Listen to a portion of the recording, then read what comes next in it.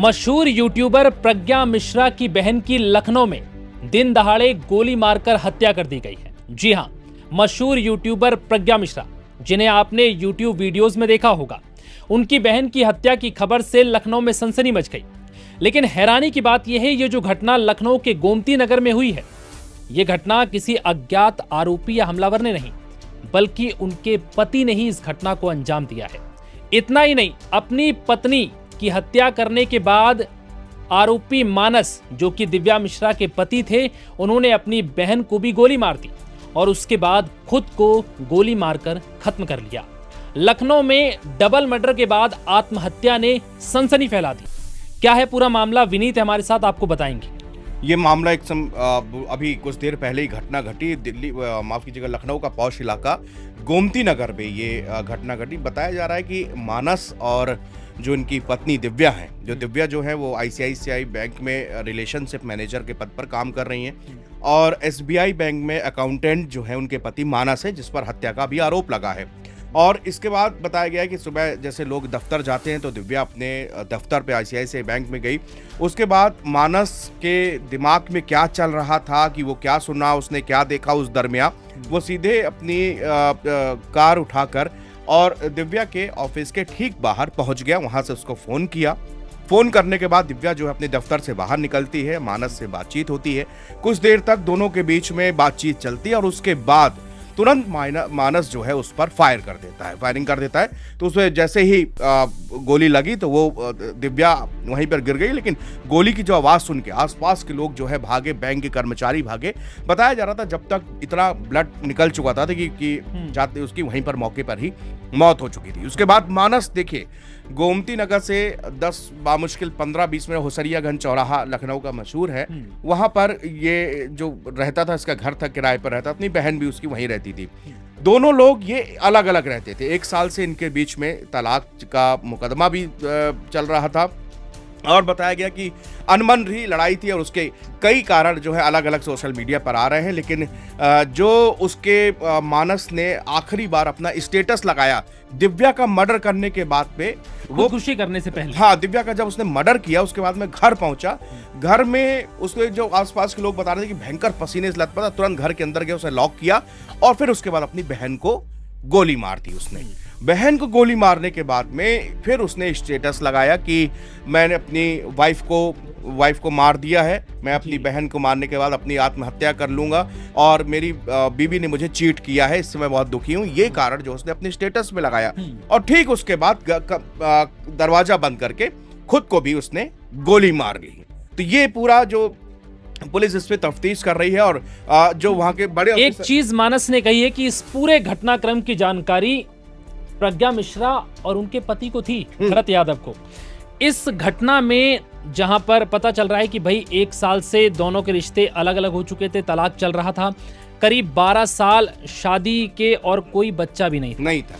और ये सब पूरे घटनाक्रम के बाद जब इन्होंने अपनी बीवी की हत्या कर दी और खुदकुशी कर ली, लेकिन इस बीच में प्रज्ञा मिश्रा का नाम आना और भरत यादव का नाम आना कि भाई इन लोगों को सब कुछ पता था, तो ये कहीं हद तक हैरान कर रहा है कि हाँ भाई, आरोप लगाए हैं कि भाई दिव्या मेरे साथ चीट कर रही थी, मुझे धोखा दे रही थी। ये समझ में आता है कि भाई पत्नी को मारने की वजह ये हो सकती है कि भाई वो पति को धोखा दे रही थी। लेकिन सवाल ये भी है कि जब 1 साल से तलाक का केस चल रहा था तो धोखा अगर दे भी रही थी तो इसमें कोई मतलब नहीं है, क्योंकि आप ऑलरेडी तलाक ले चुके हो और अलग अलग भी रह रहे हो। लेकिन यहाँ सवाल सबसे बड़ा ये था कि इस बीच में मानस ने अपनी बहन को भी मौत के घाट उतार दिया। ये यकीनन हैरान करने वाला है। ये पुलिस के सामने बड़ा सवाल है, इसकी भी तफ्तीश की जा रही, क्योंकि बहन के साथ ही रहता था और ये तो अलग रहती थी, पत्नी जो है वो अलग रहती थी।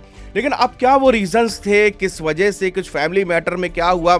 अच्छा, उसने भरत यादव का भी नाम लिखा, उसने प्रज्ञा मिश्रा का भी नाम लिया कि इन दोनों को सब कुछ पता है ऑलरेडी। तो पुलिस अब इनसे बुला के तफ्तीश करेगी, बाकायदे पूछताछ होगी कि भैया क्या रीजंस थे बहन को गोली मारने। भाई 1 साल से तुम्हारा तलाक का मतलब है कि रिश्ते तो इनके काफी पहले से खराब रहे होंगे।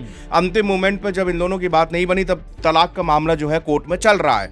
दोनों लोग अलग अलग रहते भी हैं। उस बीच में बहन को गोली मारना, फिर पत्नी को गोली मारना, तो आपने बिल्कुल सही कहा कि अगर आपका जब आपसी नहीं प्रेम व्यवहार बन रहा है, आप रिश्ते में नहीं रहना चाह रहे, तो आप जाहिर सी बात है कि आप अलग होने के लिए आपने तलाक फाइल किया, लेकिन आपको बुला के फिर दिव्या जो है निकल के आई, कुछ बातचीत की। देखो उसने बातचीत भी कुछ डाउटफुल चीजों को लेकर, या जो उसको कहा गया होगा, जो उसके दिमाग में रहा होगा मानस के, वही बात पूछने के लिए वो दिव्या के पास भी गया होगा कि ये क्या चीज है। तो उसने कहा, मुझे ऐसा लगता है कहानी के जैसे नाट्य रूपांतरण हम लोग सोच सकते हैं कि क्या हुआ होगा। तो उसने कहा होगा कि सीधा सीधा जब हमारा तुम्हारा केस जो है वो चला, तो तुम्हें क्या मतलब, सही बात, तो तुम हमको अपनी जिंदगी जीने, तो मैं यहाँ पे जॉब करने आई हूँ, तुम यहाँ मुझे परेशान, ऐसी कुछ ना कुछ बात उनके बीच में जरूर हुई होगी।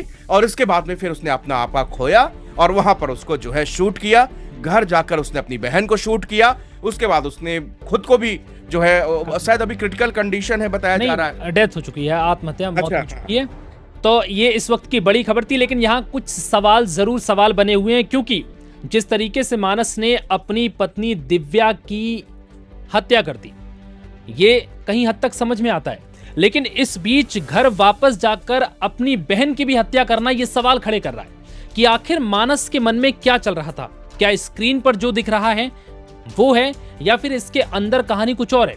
क्योंकि पुलिस अब इस पड़ताल में लगी हुई है कि ये सब पूरा घटनाक्रम, क्योंकि चौंका रहा है।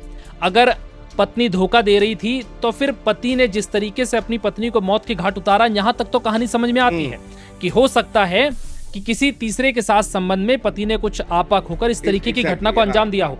लेकिन फिर अपनी घर जाकर अपनी बहन को मार डालना और फिर खुदकुशी करना, लेकिन खुदकुशी से जस्ट पहले स्टेटस लगाना कि भाई मेरे साथ चीट किया जा रहा था, इसलिए मैंने मार दिया, अब मैं अपनी बहन को भी मार दूंगा और खुद को भी खत्म कर लूंगा।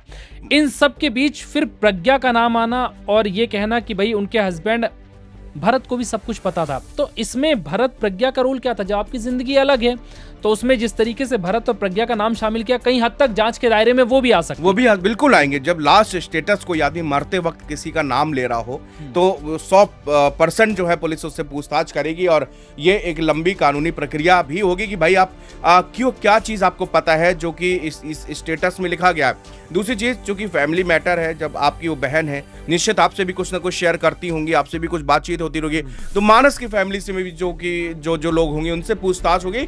एट द एंड ये देखिए, जो ये उस तरह का मामला नहीं, एक फैमिली का और घरेलू मामला है, और इसमें पुलिस की तफ्तीश घरेलू तक वो होगी कि भैया इसका रीजन सबसे पहले जानना कि क्या वो रीजन है जिस कारण मानस के पिछले 24 घंटे में क्या हुआ, ये पुलिस जरूर जानना चाहेगी। कि ये सबसे बड़ी बात है कि पिछले 24 घंटे में मानस के दिमाग में आखिर क्या चल रहा था। जिस तरीके से उसने लखनऊ में डबल मर्डर को अंजाम दिया, अपनी बीवी की हत्या कर दी, फिर घर जाकर अपनी बहन की हत्या कर दी और फिर खुद आत्महत्या कर ली, ये कई सवाल खड़े कर रहा है। अब यूपी पुलिस के लिए बड़ी चुनौती है कि आखिर इस केस की पड़ताल कर इसके तह तक जाए और सच्चाई सामने आए।